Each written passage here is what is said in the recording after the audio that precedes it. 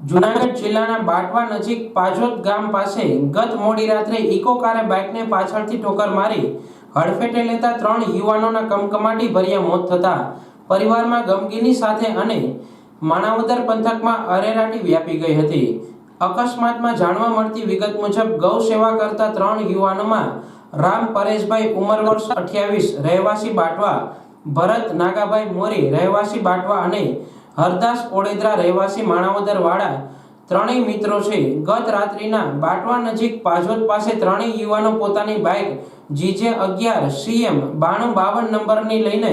જતા હતા ત્યારે અચાનક પાછળથી આવતી ઇકો કાર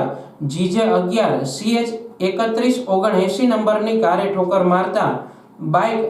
રોડ સાઈડથી ઉતરી ગઈ હતી અને બાઇકમાં સવાર 3 યુવાનોના આ ગમખ્વાર અકસ્માતમાં મૃત્યુ નિપજતા પરિવાર પર આભ તૂટી પડ્યું હતું। આ અકસ્માત બનવાની જાણ પોલીસને થતા પોલીસ ઘટના સ્થળે પહોંચી સમગ્ર અકસ્માત મામલે ઝીણવટભરી તપાસ શરૂ કરી હતી અને પરિવારના નિવેદન લઈને ઇકો કાર ચાલક સામે કાર્યવાહી હાથ ધરી હતી।